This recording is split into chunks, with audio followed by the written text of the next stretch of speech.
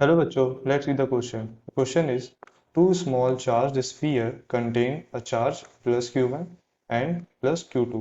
Respectively, a charge dq is removed from the sphere carrying a charge q1 and is transferred to the other. Find charge on each sphere for maximum electric force between them. Okay? यहाँ पे question में ये बोला गया है कि दो दो स्फीयर है जिसमें चार्जेस है plus Q one and plus Q two. Okay, तो एक में से डी क्यू रिमूव कर दिया जाता है और Q2 में डाल दिया जाता है and is transfer to the other. तो हमें चार्ज फाइंड करना है। ओके, और electric force between them. So our key concept is key concept is Coulomb's law. Coulomb's law. अब ये क्या होता है, F is equal to K Q one Q two upon R square.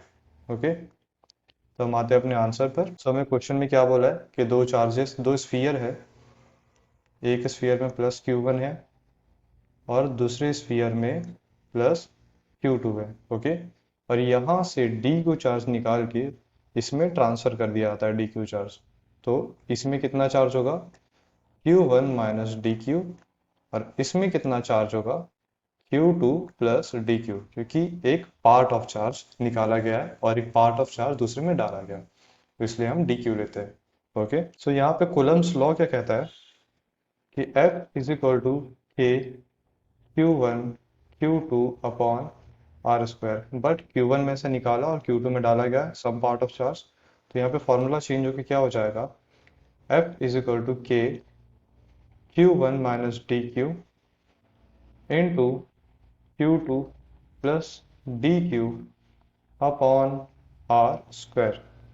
Okay, तो ये कितना हो जाएगा, F is equal to K by R square Q one Q two, Q one Q two plus Q one D Q, Q one D Q, Q one D Q.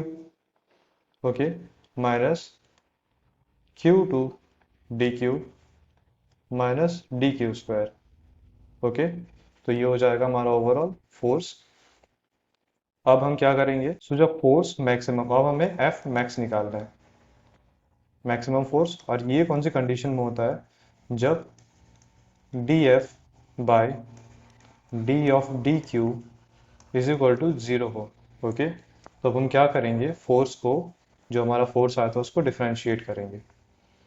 सो ये क्या आ जाएगा, D F by D of D Q is equal to, differentiate करने के बाद क्या आ जाएगा, के बाई आर स्क्वायर। अब यहाँ पे इसको डिफ्रेंशिएट करेंगे तो ये ज़ीरो हो जाएगा क्योंकि कांस्टेंट है। इसको डिफ्रेंशिएट करेंगे तो ये वन आ जाएगा, इसको भी डिफ्रेंशिएट करेंगे तो वन आ जाएगा। इसका मतलब वन इंटू क्यू वन, और इसका भी मतलब वन इंटू क्यू टू, और इसको जब डिफ्रेंशिएट करेंगे तो टू डी क्यू आएगा क्योंकि यहाँ पे स्क्वायर है। ओके, तो हमारा क्या आ जाएगा, Q one minus Q two minus two D Q, और कंडीशन है ज़ीरो। ओके, तो हम इसको इक्वेट करेंगे तो क्या हो जाएगा, ये Q one minus Q two minus two D Q is equal to zero. ये हमारा आया फाइनल इक्वेशन। ओके, तो ये क्या बन जाता है, D Q is equal to one by two Q one minus Q two. ये हो जाता है Q one minus Q two. So the charge on first sphere, charge on first sphere, charge on first sphere is Q one minus D Q, और D Q की value आ गई तो ये क्या हो जाएगा, Q one minus one by two Q one minus Q two. Okay, तो ये आ गया हमारा charge on first sphere. Okay, अब charge on second sphere, charge on second sphere, तो यहाँ पे क्या आ जाएगा, ये था हमारा Q2 plus D Q. Okay, a part of charge is transferred. So final equation क्या आएगा, Q2 plus one by two Q one minus Q2, हमने डी क्यू की वैल्यू पुट करी है, जिससे कि हमारा इक्वेशन बन जाता है 1/2 Q1 प्लस Q2। ओके, और ये वाला भी इक्वेशन है, ये भी बन जाता है 1/2 Q1 प्लस Q2। ओके, सो यहाँ पे दोनों charge on first sphere 1/2 Q1 plus Q2 और charge on second sphere 1/2 Q1 plus Q2 same रहेगा।